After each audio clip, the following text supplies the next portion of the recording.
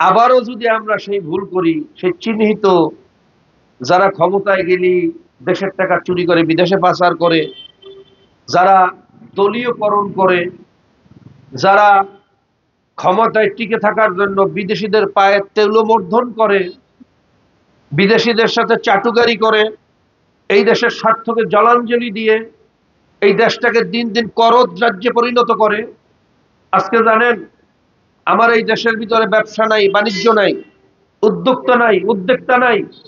কারণ এখানে যদি ইন্ডাস্ট্রি হয়, এখানে যদি ব্যবসায়ী তৈরি হয়, তাহলে বিদেশি পণ্য এদেশে চলবে না। কি কথা ঠিক না? আজকে দেখেন যত মোটর সাইকেল সব ইন্ডিয়ার, যত ট্রাক দেখেন টাটা, অশোক লীলন সহ সব চেসিস ইন্ডিয়ার, যত বাসের চেসিস দেখেন ইন্ডিয়ার, যত পাথর দেখেন ইন্ডিয়ার। কি কথা ঠিক না? আজকে এই ব্যবসা আমাদের দেশে আসছে।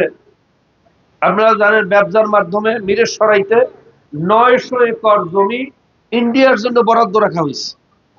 সেখানে কি উৎপাদন করবে যেটা পরীক্ষা করার আমাদের কোনো ক্ষমতা থাকবে না। আজকে সরাসরি ইন্ডিয়ার থেকে এই নামকে অস্তে শুল্কের পরিবর্তে এই ট্রানজিট রাস্তা, এখান থেকে ইন্ডিয়ার গাড়ি আমার বুকের উপর থেকে যাবে, সেই গাড়ির ভিতরে কি মাল বহন করতেছে সেটা দেখার পর্যন্ত আমাদের ক্ষমতা থাকবে না। শেষ সম্বল ছিল আমাদের বঙ্গোপসাগর, সেই বঙ্গোপসাগরের এরিয়াও ইন্ডিয়ার হাতে তুলে দেওয়া হয়েছিল। আমাদের দেশের বাইরে ইন্ডিয়ার কোনো চ্যানেল নাই, কিন্তু বাংলাদেশে ইন্ডিয়ার চ্যানেলে ভরা। আমাদের দেশের বিদ্যুৎ, এই গরিব দেশে বিদ্যুৎ আমদানি করছে আদানি গ্রুপ থেকে।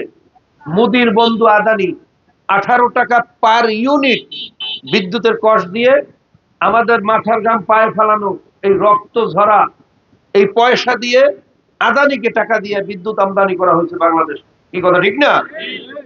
এইভাবে যদি চলতে থাকতো, আপনারা জানেন ডিজিএফআই 2টা ফলন, চিন্তা করা যায় সর্বোচ্চ গোয়েন্দা সংস্থা যাদের রিপোর্টের মাধ্যমে এই দেশের অস্তিত্ব ঠিক থাকে, ডিজিএফআই, এদেরকে বলা হয় দেশের একটা রক্ষা কবচ। এই ডিজিএফআই 2টা ফ্লোর নিয়ন্ত্রণ করত র, এনএসআই একটা উইং, এদেরকে আমাদের দেশের টাকা দিয়ে লালন পালন করা হইতো। এনএসআই একটা বিশাল বাহিনী, তাদের মাধ্যমে আমাদের দেশের ছেলেদেরকে খুন করা হইতো, গুম করা হইতো। ভারতের বিরুদ্ধে কোনো কথা বললে, এই ফ্যাসিবাদের বিরুদ্ধে কোনো কথা বললে দিনের বেলা গুম করা হইতো, রাতের বেলা খুন করা হইতো, কাউকে নিয়ে আয়নাগরে আটকানো হতো। কি কথা ঠিক না?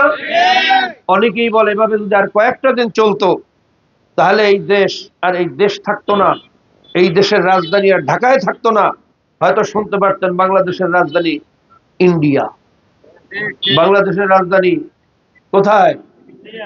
আল্লাহর খাস মেহেরবানি, এই ছাত্র যুবকদের আন্দোলনের মাধ্যমে আল্লাহ পাক এই বিপদ থেকে আমাদেরকে মুক্তি দিয়েছেন।